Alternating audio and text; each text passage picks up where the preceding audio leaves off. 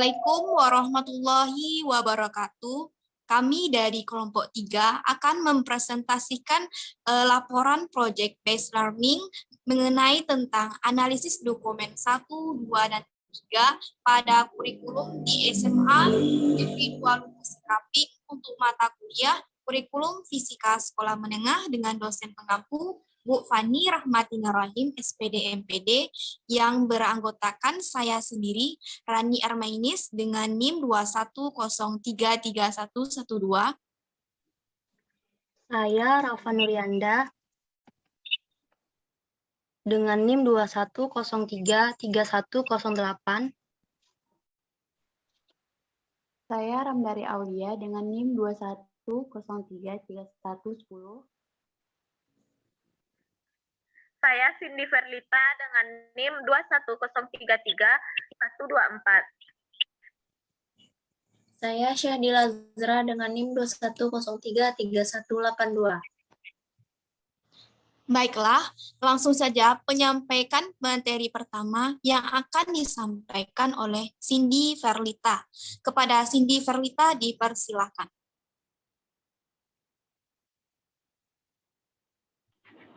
Baiklah, materi pertama yaitu materi pendahuluan.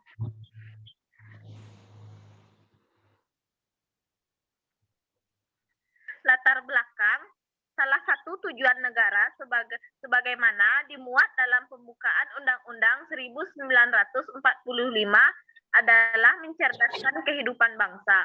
Untuk merealisasi kecerdasan tersebut tidak lahir dengan sendirinya. Diperlukan upaya dan komponen. Salah satu upaya dan komponen penting itu adalah pendidikan. Keberadaan pendidikan berfungsi sebagai jembatan untuk merealisasi tujuan bangsa. Pendidikan berperan penting dalam mewujudkan kecerdasan sekaligus mengangkat harkat martabat bangsa agar sejajar dengan bangsa lain. Karena itu, pendidikan berkembang seiring dengan perkembangan zaman. Hal ini dikarenakan pendidikan tidak berjalan statis, tetapi berkembang dinamis. Perkembangan pendidikan dipengaruhi oleh berbagai faktor, salah satunya kemajuan ilmu pengetahuan dan teknologi. Perkembangan ilmu pengetahuan dan teknologi didorong oleh tuntutan kebutuhan manusia agar lebih sejahtera, kehidupan lebih mudah, sekaligus lebih berkualitas. Salah satu wujud perkembangan pendidikan adalah dengan adanya perubahan atau penyempurnaan perangkat pendidikan. Salah satu di antaranya adalah perbaikan atau perubahan kurikulum.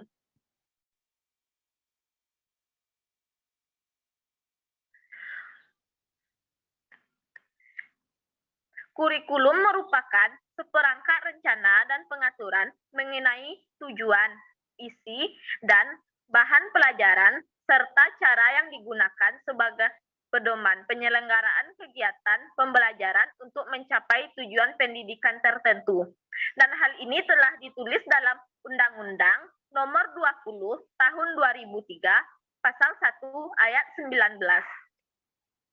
Setiap tahun pelajaran baru, tim penyusun kurikulum di tingkat satuan pendidikan yang dipimpin oleh kepala sekolah bersama wakil kepala sekolah di bidang kurikulum atau Wakasek Kurikulum menyusun dokumen 1, dokumen 2, dan 3 yang mengacu pada kurikulum yang berlaku di sekolahnya masing-masing.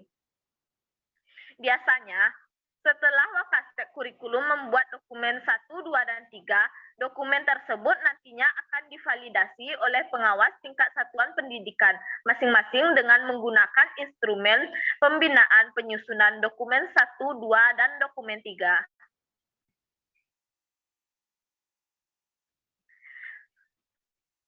Jadi rumusan masalah kita yaitu yang pertama adalah apa saja yang terdapat pada dokumen 1 kurikulum, yang kedua apa saja yang terdapat pada dokumen 2 kurikulum, dan yang ketiga apa saja yang terdapat pada dokumen 3 kurikulum. Tujuan penulisannya yaitu yang pertama, untuk mengetahui tentang pembagian pada dokumen 1 kurikulum. Yang kedua, untuk mengetahui tentang pembagian pada dokumen 2 kurikulum. Dan yang ketiga, untuk mengetahui tentang pembagian pada dokumen 3 kurikulum.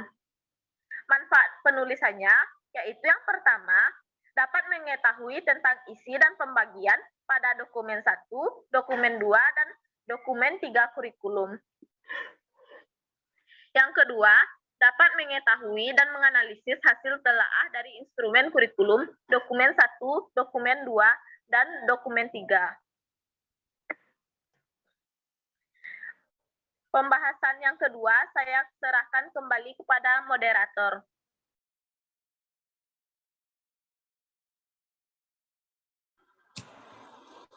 Baiklah, penyampaian selanjutnya yang akan disampaikan oleh Ramdari Aulia. Kepada Ramdari Aulia dipersilakan.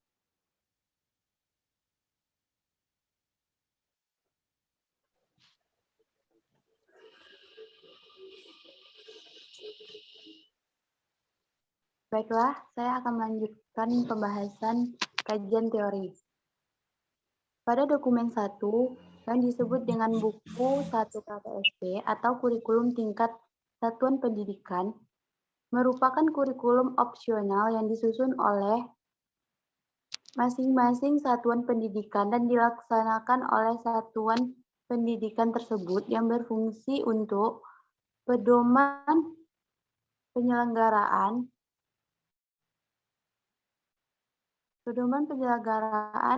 kegiatan pembelajaran yang dilaksanakan oleh guru dan siswa dalam mencapai kompetensi yang mencakup 3 penilaian, itu penilaian sikap, kemudian pengetahuan dan keterampilan yang yang harus diintegrasi dan dapat menggambarkan kesesuaian kondisi, potensi daerah, dan satuan pendidikan serta peserta didik. Buku 1 KTSP berisi sekurang-kurangnya visi, misi, tujuan, muatan, pengaturan, beban belajar, dan kalender pendidikan. Penyusunan buku KTSP menjadi tanggung jawab kepala sekolah atau madrasah. Adapun instrumen pembinaan penyusunan dokumen 1 kurikulum 2013 meliputi yang pertama, cover atau halaman judul, yang kedua, lembar pengesahan, yang ketiga, daftar isi, yang keempat, bab 1 pendahuluan, di mana yang pertama landasan hukum, kemudian tujuan pengembangan KTSP, kemudian prinsip pengembangan KTSP, acuan opsional pengembangan kurikulum, profil sekolah,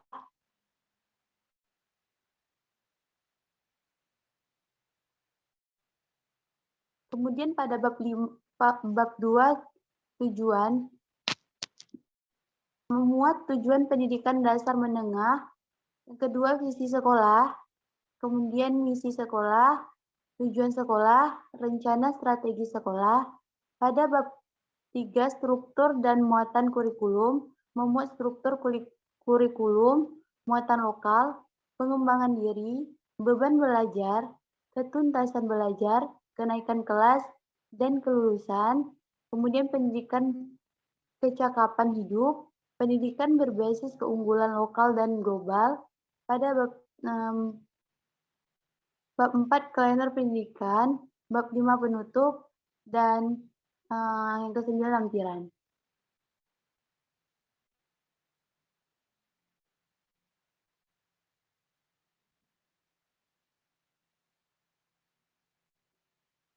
Dokumen 2 kurikulum ialah dokumen yang berisi silabus. Silabus merupakan rencana pembelajaran pada suatu dan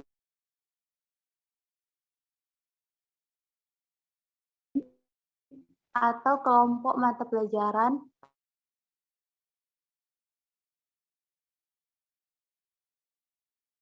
atau tema tertentu yang materi pokok atau penilaian, alokasi waktu, dan sumber belajar.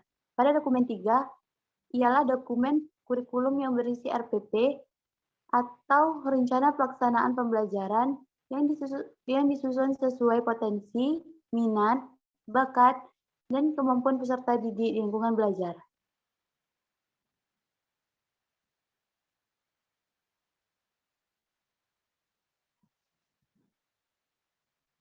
Baiklah, sekian penjelasan dari saya kembalikan pada moderator. Baiklah, langsung saja penyampaian materi selanjutnya yang akan disampaikan oleh Sahdila Azra. Kepada Sahdila Azra dipersilakan.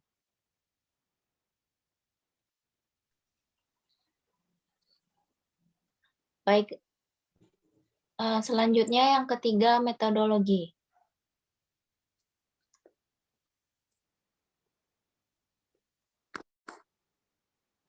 Prosedur kegiatan. Yang pertama, membuat surat izin observasi melalui website FMIPA Office. Yang kedua, mengurus surat izin observasi ke Kajur dan Dekan FMIPA UNP.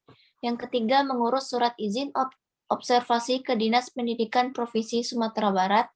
Yang keempat, mengurus surat izin observasi ke salah satu sekolah tujuan observasi. Yang kelima, mendapatkan izin observasi dari pihak sekolah. Yang keenam, melakukan observasi ke sekolah dengan pengambilan dokumen 1, 2, dan 3 kurikulum pada pihak sekolah. Yang ketujuh, menganalisis isi pada dokumen 1, 2, dan 3 kurikulum. Yang kedelapan, membuat laporan hasil analisis dokumen 1, 2, dan 3 kurikulum berdasarkan prosedur yang ditetapkan dan menggunakan gaya bahasa ilmiah.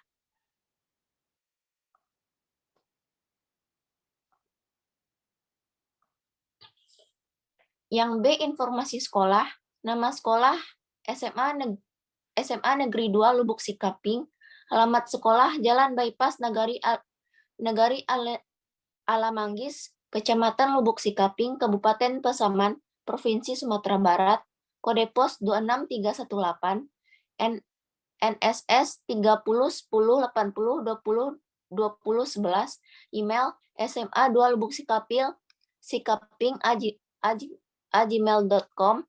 Nama kepala sekolah Dr. Randus Haji Rizka Kaira MSI. Nama ketua TPK sekolah Desi Herawati SPD. Akreditasi A, sangat baik.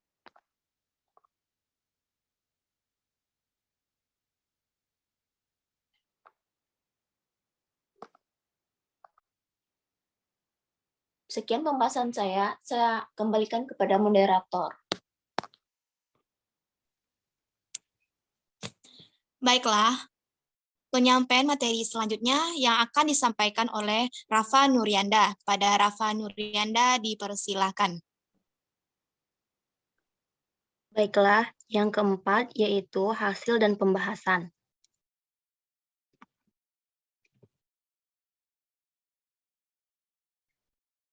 Berikut merupakan data analisis tabel instrumen dokumen 1 kurikulum pada SMA Negeri 2 Lubuk Sikaping.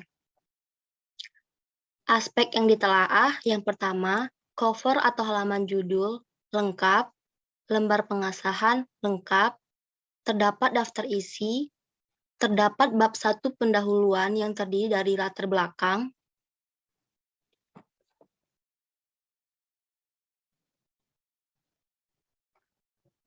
dan landasan hukum lengkap.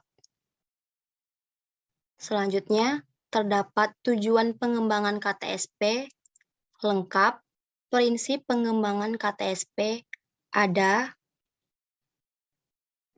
acuan operasional pengembangan kurikulum ada, terdapatnya profil sekolah, dan bab 2 yang terdiri yaitu tujuan.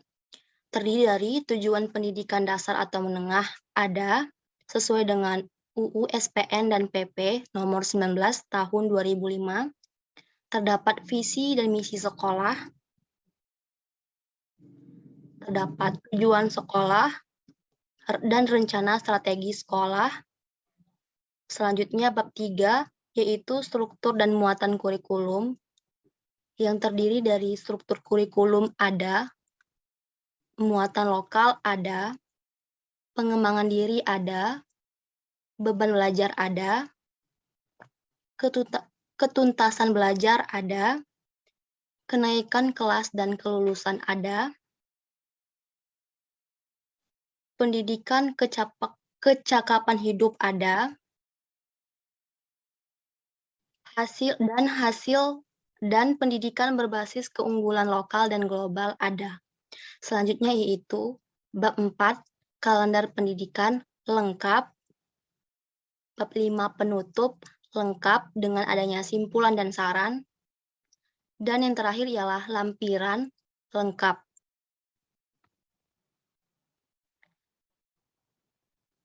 Pada analisis dokumen 1 kurikulum tersebut sudah lengkap, dimulai dari bagian awal yaitu cover, lembar pengesahan, dan seterusnya sesuai pada instrumen analisis dokumen 1, serta juga berisikan visi, misi, tujuan, struktur dan muatan kurikulum, pengaturan beban belajar, serta kalender pendidikan, dan sebagainya.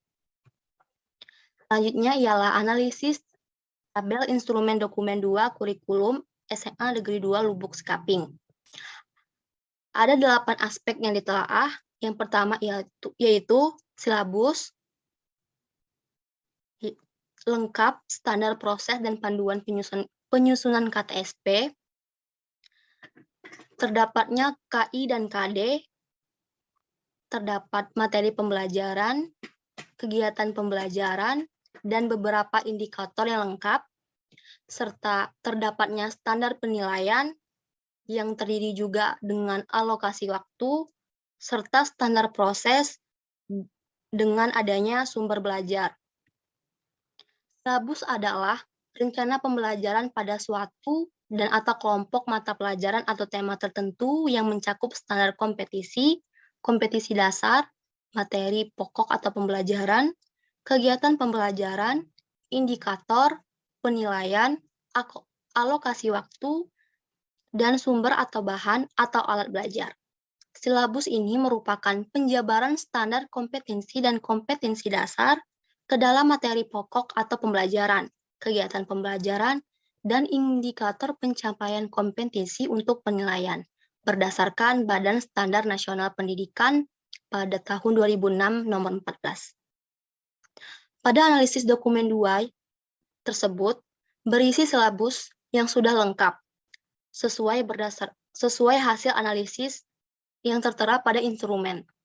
Karena sudah sesuai dengan standar proses dan panduan penyusunan KTSP dan juga dilengkapi dengan adanya kompetensi inti dan kompetensi dasar, mata pelajaran, kegiatan pembelajaran, beserta indikator-indikatornya, dan dilengkapi dengan standar penilaian, alokasi waktu, serta standar proses.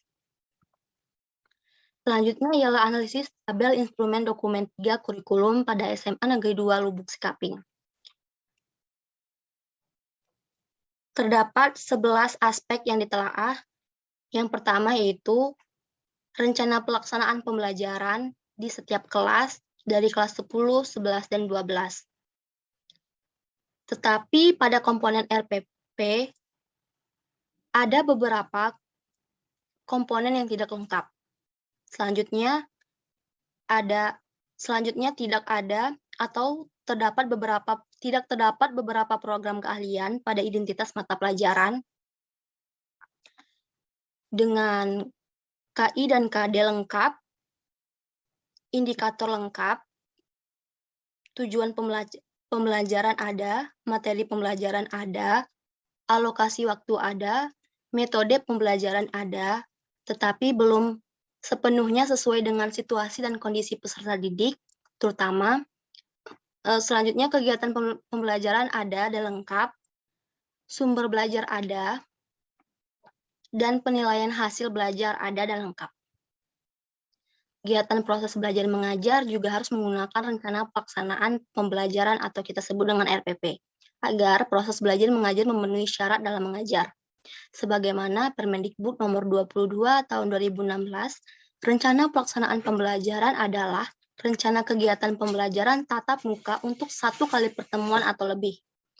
RPP dikembangkan dalam silabus untuk mengarahkan kegiatan pembelajaran peserta didik dalam upaya mencapai kompetensi dasar atau KD.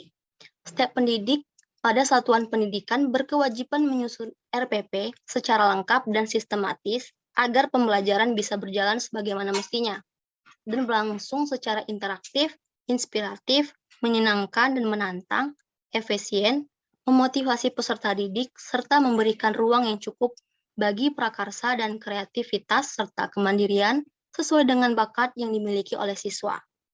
RPP disusun berdasarkan KD atau subtema yang dilaksanakan kali pertemuan atau lebih. Berdasarkan uraian di atas, dapat disimpulkan bahwa RPP adalah suatu rencana kegiatan pembelajaran yang mengacu pada kurikulum yang sudah dibuat untuk pertemuan atau lebih. Selanjutnya, saya serahkan kepada moderator.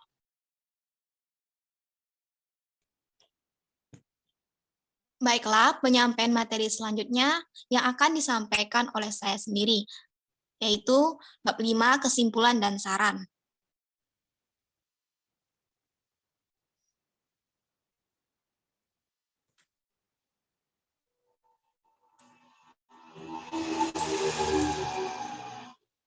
Kesimpulan berdasarkan hasil analisis dokumen 1, 2, dan 3, kurikulum SMA Negeri 2 Lubuk Sikaping dapat diperoleh beberapa kesimpulan, antara lain, yang pertama, kurikulum merupakan perangkat rencana dan pengaturan mengenai tujuan, isi, dan bahan pelajaran, serta cara yang digunakan sebagai pedoman penyelenggaraan kegiatan pembelajaran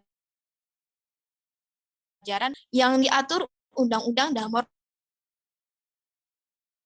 20 Tahun 2003 Pasal 1 Ayat 19. Yang kedua, kepemimpinan kepala sekolah dalam implementasi kurikulum 2013 di SMA kriteria kepemimpinan dalam kurikulum 2013. Hal ini dapat dilihat dari berbagai usaha yang dilakukan kepala sekolah dalam rangka efektivitas implementasi kurikulum 2013. Yang ketiga, persiapan guru dalam pembelajaran pelaksanaan kurikulum 2013. Yang keempat, proses pembelajaran berjalan efektif sesuai dengan persiapan yang direncanakan. Yang kelima, hasil belajar peserta didik secara efektif dapat tercapai dengan di atas nilai KKM. Selanjutnya, saran. Usaha kepala sekolah dalam rangka implementasi kurikulum 2013 perlu ditingkatkan, utamanya pada mindset guru dan peserta didik. Yang kedua, guru diharapkan selalu berusaha untuk melaksanakan program sesuai dengan perencanaan yang dibuat sebelumnya. Misalnya, pelaksanaan ulangan harian, media yang digunakan, dan jenis tagihan. Yang ketiga, proses pembelajaran perlu dikembangkan, terutama strategi mengajar, variasi metode mengajar, dan guru dapat melaksanakan penilaian otentik. Demikianlah presentasi kelompok kami. Saya sebagai moderator izin undur diri. Jika ada kesalahan kata dalam pengucapan dan atas segala kekurangan, mohon maaf. Saya akhiri. Waalaikumsalam warahmatullahi wabarakatuh.